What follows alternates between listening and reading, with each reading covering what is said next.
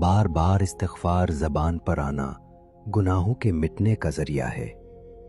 خاموشی میں ذکر کرنا فرشتوں کو لبیک کہنے پر مجبور کرتا ہے۔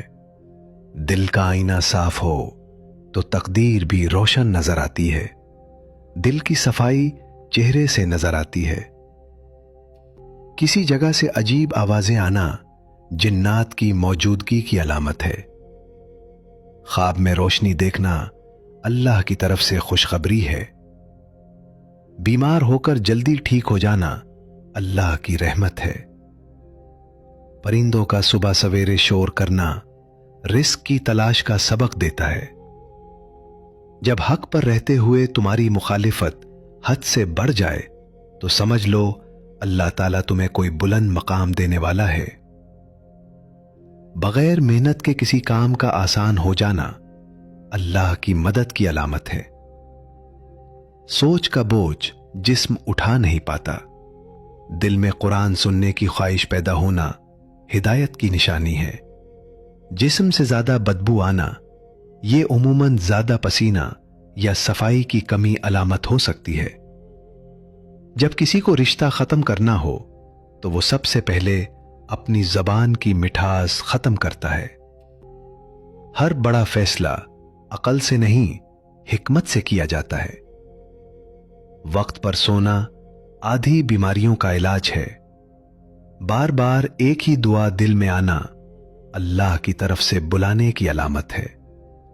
اچانک مالی نقصان ہونا آزمائش یا تنبیہ ہے۔ خواب میں سانپ دیکھنا دشمن یا حسد کی علامت ہے۔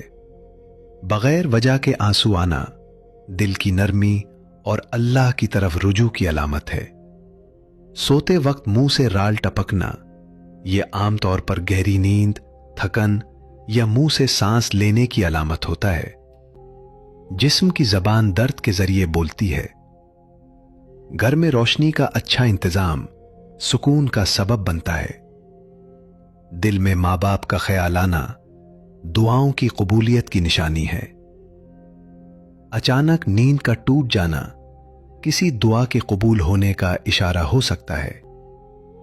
جوانی میں سر کے بال سفید ہونا اکثر ذہنی دباؤ، جینیاتی اثرات، وٹامن کی کمی کی علامت سمجھا جاتا ہے۔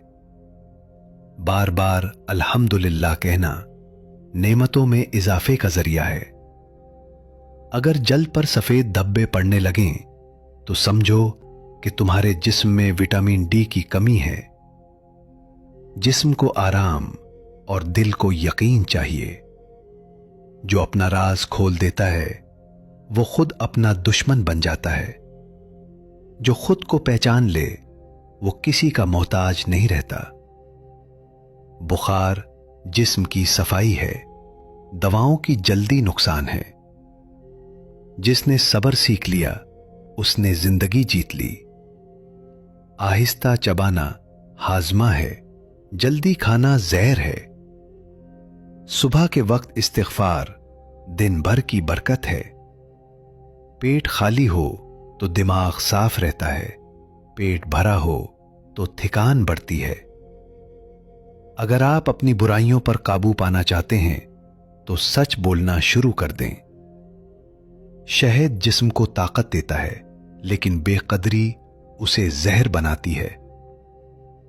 جلدی سونا تندرستی ہے، دیر تک جاگنا کمزوری ہے۔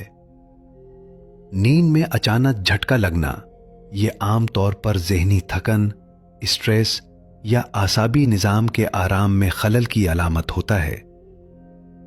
بے مقصد سوچ نیند چرا لیتی ہے۔ چلنا حرکت ہے، بیٹھے رہنا زوال ہے۔ کسی کے عیب چھپا دینا اپنے گناہ مٹا دیتا ہے۔ ماں کے پاؤں دبا دینا قسمت کے دروازے کھول دیتا ہے۔ گھر میں مکھیوں کا زیادہ ہونا بے برکتی اور گندگی کی نشانی ہے۔